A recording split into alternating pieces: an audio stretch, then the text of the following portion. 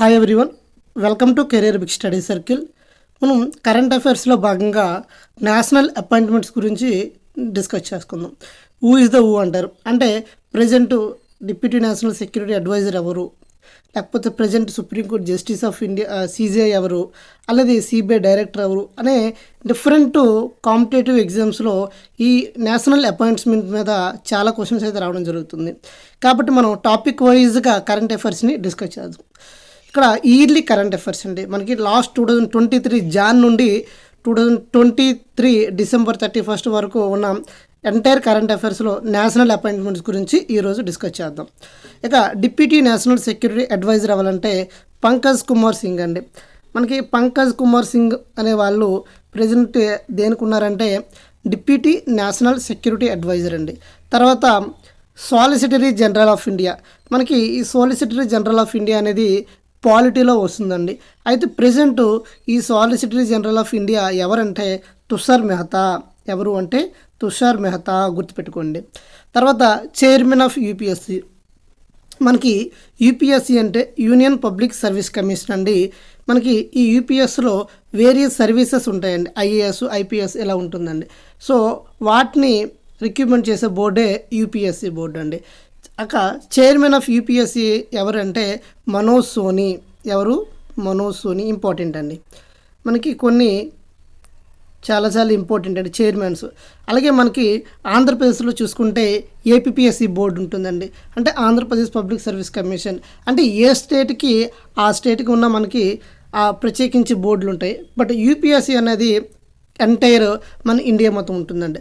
తర్వాత chairman of the central board of indirect tax and customs అండి. సింపుల్గా మనకి సిబిఐసి అని చెప్పుకోవచ్చు అండి.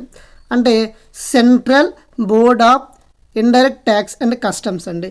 మనకి ఈ ఎస్ఎస్సి సీజీఎల్ కానీ ఎస్ఎస్సి ఎంటీఎస్ కానీ ఏదైనా అప్లై చేసుకున్నప్పుడు మనకి అక్కడ పోస్ట్ ప్రిఫరెన్స్లో ఈ సిబిఐసి ఓడి అని కనిపిస్తుందండి. ఎవరు ఇప్పుడు ఈ సిబిఐసి అంటే చైర్మన్ ఎవరంటే సంజయ్ కుమార్ అగర్వాల్ అండి. ఎవరు? సంజయ్ కుమార్ అగర్వాల్. సిబిఐసి అంటే central board of indirect tax and customs అండి. ఇక ఇండైరెక్ట్ ట్యాక్స్కి వచ్చినట్లకి ఫర్ ఎగ్జాంపుల్ ఇండైరెక్ట్ ట్యాక్స్ అంటే మనకి జిఎస్టీ వస్తుందండి. GST is the indirect tax. మనకి ఎకనామిక్స్లో డైరెక్ట్ ట్యాక్స్ ఇండైరెక్ట్ ట్యాక్స్ అనేది వస్తుందండి. అక్కడ క్లియర్గా మనం చెప్పుకోవచ్చు. ఇక 28th control general of accounts. అంటే మనకి అకౌంట్స్ని కంట్రోల్ చేసే వాళ్ళు మన కంట్రోలర్ జనరల్ ఆఫ్ అకౌంట్స్ అంటారండి. సింపుల్గా దీన్ని కూడా షార్ట్కట్లో ఎలా రాయొచ్చు? సిజిఏ అని రాయొచ్చు అండి. ఈ సిజిఏ అని మీరు రాసినప్పుడు కొంచెం కన్ఫ్యూజ్ అవుతారండి. ఇక్కడ జనరల్ అకౌంట్ ఉంటుందండి, మరొక దగ్గర సిజిఏ అని వస్తుంది. అక్కడ ఇంకా ఇండైరెక్ట్గా చెప్తాను. ఇక్కడ 28th కంట్రోల్ జనరల్ ఆఫ్ అకౌంట్స్కి వచ్చినప్పుడు ఎవరంటే Sanjeev Shankar Dubey. Sanjeev Shankar Dubey present 28th control general of accounts అండి. తర్వాత మనకి సెంట్రల్ విజిలెన్సీ కమిషన్ అండి. ఇక్కడ మీకు సెంట్రల్ విజిలెన్సీ కమిషన్ మీరు క్లియర్గా చూడొచ్చు. విజిలెన్స్ అంటే మనకి వాచింగ్ అండి. సెంట్రల్ విజిలెన్స్ కమిషనర్ అంటే ప్రవీణ్ కుమార్ శ్రీవాస్తవ. ప్రజెంట్ ఎవరంటే సెంట్రల్ విజిలెన్సీ కమిషన్ అండి. తర్వాత చీఫ్ ఇన్ఫర్మేషన్ కమిషనర్ ఎవరంటే హరిలాల్ సమ్రాయ్. ఎవరంటే మనకి హరిలాల్ సమ్రియా అనే వాళ్ళు చీఫ్ ఇన్ఫర్మేషన్ కమిషనర్గా ఉన్నారండి. తర్వాత డీజీసీఏ అంటే ఇక్కడ మీరు క్లియర్గా చూడొచ్చు director general of civil aviation. మనకి సివిల్ ఏవియేషన్కి కొంతమంది మినిస్టర్స్ ఉంటారండి.